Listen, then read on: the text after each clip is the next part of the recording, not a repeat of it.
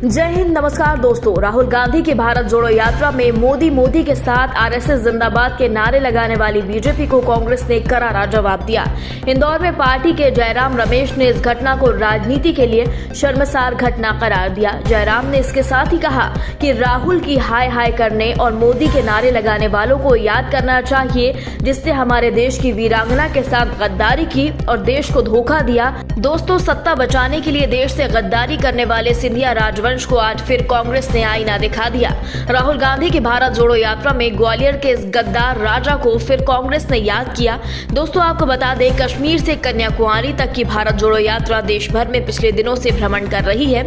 आज राहुल गांधी की ये यात्रा इंदौर पहुंची, जहां पर कांग्रेस के पूर्व राष्ट्रीय अध्यक्ष राहुल गांधी, प्रियंका गांधी के साथ जयराम रमेश ने भारतीय आजादी के प्रथम आंदोलन की सूत्रधार वीरांगना लक्ष्मीबाई को दगा देने वाले सिंधिया परिवार की जमकर धुलाई की और मुख्यमंत्री बनने के लालची सिंधिया पर खुलकर तीखे प्रहार किए। दोस्तों, कांग्रेस नेता और पूर्व मंत्री जयराम रमेश ने मीडिया से बातचीत करते हुए एक सभा में केंद्रीय मंत्री ज्योतिरादित्य सिंधिया पर जमकर हमला बोला। उन्होंने सिंधिया पर निशाना साधने के लिए 1857 की उस कविता का सहारा लिया, जिसमें सिंधिया परिवार को अंग्रेजों का गुलाम और सत्ता का लालची बताकर लिखा गया है कि खूब लड़ी मर्दानी वह तो झांसी वाली रानी थी। कांग्रेस नेता ने कविता की कुछ पंक्तियों को ज्योतिरादित्य सिंधिया से जोड़ते हुए कहा, विजयी रानी लक्ष्मीबाई आगे चल दी और ग्वालियर पर अधिकार कांग्रेस के मित्र सिंधिया ने छोड़ी राजधानी थी। और इसी के साथ ही यह भी कहा कि 150 साल बाद बीजेपी के मित्र सिंधिया ने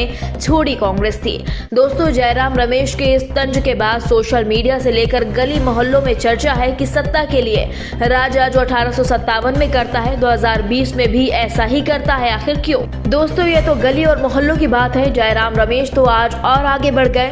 उनसे मीडिया ने जब पूछा कि आज उन्हें यह कविता आखिर क्यों याद आई, तब उन्होंने कहा, खंडवा की बहू सुभद्रा कुमारी चौहान ने कविता लिखी है, खूब लड़ी मर्दानी वह तो झांसी वाली रानी थी। लेकिन जब मैं सुभद्रा कुमारी चौहान को याद करता हूँ तो मुझे सिंधिया याद आ जाते हैं, क्योंकि पहले हमें विश्वास नहीं था कि 1857 के आंदोलन में मैं नहीं था। मैं समझता था यह सब झूठ है। पर जिस सिंधिया के पिता को कांग्रेस ने मान सम्मान दिया, ज्योतिरादित्य ने तो कांग्रेस में ही होश संभाला, इज्जत पाई और 30 से 35 साल तक कांग्रेस में ही मलाई खाने के बाद मुसीबत के समय पीठ में छुरा फूंक दिया। तब मालूम पड़ा कि ज्योतिरादित्य सिंधिया की गलती नहीं है, खानदान ही कुछ ऐसा है। सत्ता और लालच में 25 से 30 साल पुराने रिश्तों को बलि चढ़ा दिया और 15 सालों के बाद हाथ में आई सरकार को गिरा भी दिया। दोस्तों, जयराम रमेश यही नहीं रुके, उन्होंने सिंधिया से सवाल किया, सिंधिया जी, व्यायाम घोटाले का क्या हुआ? किसानों की समस्याओं का क्या हुआ? महंगाई, बेरोजगारी, भ्रष्टाचार का क्या हुआ? आप यदि हकीकत में सच्चे हैं, ईमानदार हैं, तो यह बताएं, कांग्रेस आपने क्यों छोड़ी?